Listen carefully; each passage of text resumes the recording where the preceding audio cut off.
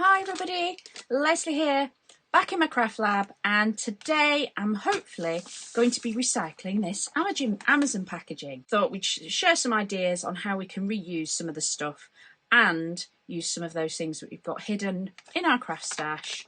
I have used the less creased stuff before to wrap presents, either plain or stamping on it. Now, I thought I'd have a go at something somebody suggested in the comments on a YouTube video. She said that she'd ironed this paper before. So this is just the stuffing that comes in your Amazon boxes, and show you what I've done just to protect my craft desk in case you don't want to do this sitting at your ironing board or standing at your ironing board. I've got about 5 or 6 sheets of copy paper. I've got a silicone mat. This is a Mod Podge one, but any silicone mat would work. You can get them in baking shops as well as craft shops. And then this is one of the non-stick craft mats, but again you can get basically the same thing for baking. So hopefully I won't do any damage to my desk, which is kitchen work surface, so it's obviously will, you know, resist the heat of it anyway. I've just got my ancient iron. This is the iron I took to university with me, so this has got to be a 25-year-old iron, which is why it's all yellowing and horrible. I've just got this on, it's like the 2 dots, nearly 3 dots. And let's see if we can iron Amazon packaging. I've not tried, like I say, I've used some bits that came out flatter before, but I've never actually tried to iron it and make the screwed up bits flatter. They usually do go in my recycling bin, but you know, I think this is going to work. Can you see the difference?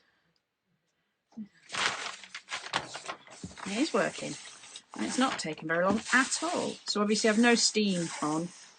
My iron's empty.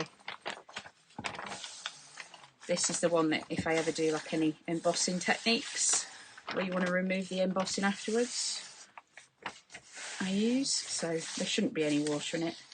There probably is some residual, but well, there we go. Who knew? But so yeah, if I was stood at my ironing board and I had a bigger piece, honestly, it takes seconds to get it pretty flat, and it was quite screwed up. I thought I'd also show you stamping on it. So the lady who said she'd ironed this to use it had said she'd never stamped on it. Now, I have stamped on it before, and I thought I'd show you some ideas for different types of stamps that work well stamping on this kind of thing. So I went through some of my rubber stamp stash. Now, these unmounted ones here, these are all from Skull and Cross Buns, who is a rubber stamp maker in the UK, and usually these come on wood mounted blocks, but occasionally she does sets of unmounted ones in like a mystery bag. So all these came in a mystery bag, so I didn't get to choose them, but I've used this one loads of times on wrapping paper at Christmas because it goes really well with one of my tags that I stamp a lot of. So this is one of the tags that I showed in my previous video. So I've used this one lots. So if you've got a hybrid pigment ink that dries well, or you're prepared to emboss it, but I think that might be a step too far for wrapping paper, something like a solid snowflake works well. Obviously silhouette images, so like the little reindeer, just repeat stamp or stamp randomly, and again that would go really well with one of the tags, which I haven't got any of in here because I've got them all packaged for craft fairs, but it was in my last video about Christmas tag making, so that would go really well with that. Anything that's sort of this sort of thing, so like holly berries, although these could be snowballs as well, and solid holly leaves I thought would work well, and little stockings and little Christmas trees, anything like that. Especially something like this you could even do, rather than random, do a repeat pattern stamp. So all sorts of things like that work really well. And it doesn't need to be rubber stamps. That was just what I went and pulled out today because I thought, oh, I'll have a route through my Christmas rubber stamps. It could just as easily be silicone stamps. So again, this one is a really old one. This is a really old Anita's one from 2002.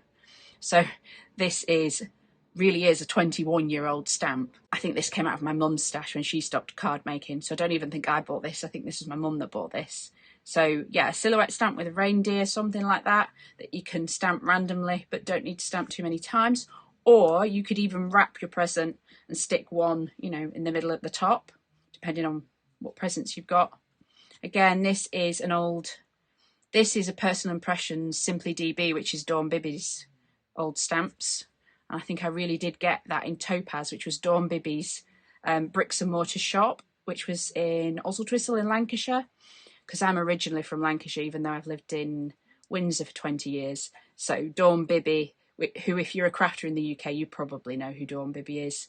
She was the queen of craft on QVC in the UK for many years, but she had her own shop, and I've been in it a few times. So this stamp was £5.64 originally, so that's how much rubber stamps used to be. That one would work really well. This is another Dawn Bibby one. So this isn't a solid one, but it's a nice big outline. So if you were stamping with kids, you could do the repeat stamp of the big stocking and then maybe just get them to colour in the toe and the fluffy bit and the heel. That might be quite fun. You could do a greeting. So this one's a nice Christmas tree greeting. And again, like I said, you could do a pattern, something like that, with something of that sort.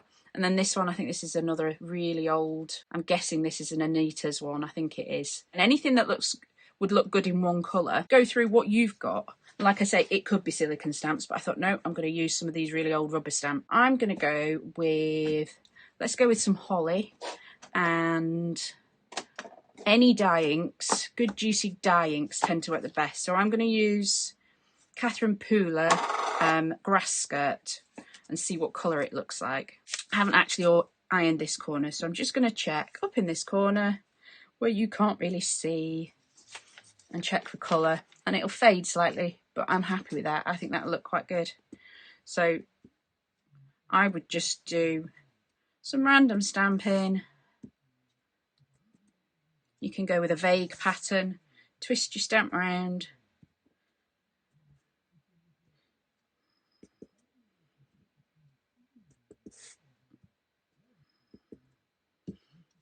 And literally, how quick was that?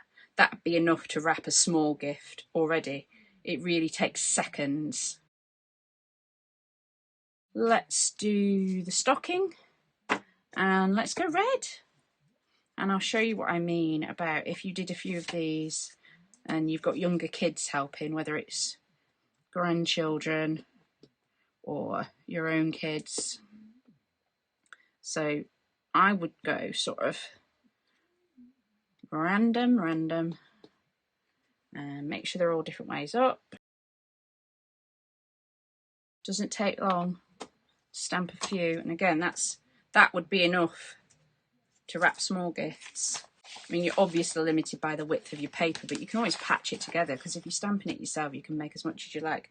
And you can always stamp off the edges as well. So if you were stamping with your kids, it doesn't need to be alcohol markers. You just let them loose with whatever. Pencil crayons look good on craft if they're the waxy sort that go on the top of craft paper, or felt tip pens. Doesn't need to be your expensive pens. If you're a grandparent looking after your grandchildren, you know, how cute would it be to do a present for parents and have it that they've coloured in. So again, I'm just showing you really quickly. So, you know, they don't even have to colour solids. You could get them doing spots, stripes. Doesn't need to be perfect. It's wrapping paper. At the end of the day, it's going to get ripped off and thrown in a bin. So we need to stop being precious about these things sometimes when it's our craft things. So that's another idea, obviously. You know, you can make it more complicated, less complicated. And then I thought I'd show you what I meant about like a repeating pattern. These unmounted ones, what I tend to do is I've got a really old acrylic block that has gone hazy, so you can't really see through it anymore anyway. So I have got on there some of, it's actually permanent tape, but it's not permanent on rubber. So I leave the tape on, but because my room's so cold, I don't know how well it's going to stick today. I should have had this sitting on my heater that's under my desk for 5 minutes, but I've just reapplied it. So all I do is I keep one block that I've got tape on. I've actually got two. I've got a big one and a small one, so that I can do big stamps and little stamps. So if you've got something that you could do a repeating pattern, let's go for a different colour. Let's go with Cranberry Fizz and Spruce. So I'd do a line like that and then pop it the other way up. Now if I was doing this, I'd do it from above so I could actually see what I'm doing. I'm doing it at arm's length, so you're not getting just a view of my head. So it won't be the best spaced. But like I say, it's wrapping paper. So something like that. And then carry on and do another row. You just have to think, you know, and have a look at your stamps and use them creatively. So let's just fill that last line in. Oh, I've sat the lid off my ink pad here. Again, it's wrapping paper. It doesn't matter. It doesn't need to be perfect. So again, if you've got slightly older grandchildren that want to just have a go at stamping, or children, you know, they can stamp their own. Last year for my daughter doing her secret Santas for school, so she stamped all of her own. Now let's have a look at the big Happy Christmas. See what that looks like on it. So I've just grabbed Blackjack, which is a nice dark grey. Yeah, I think I need more cushioning under this stamp. It is missing a little tiny bit. So I think if I put like my stamping pad underneath, it would be better than what I've got underneath it. But it's still legible. You can still tell what it is. So I think if I was doing this as a pattern, I'd probably do something like that, like a checkerboard spacing.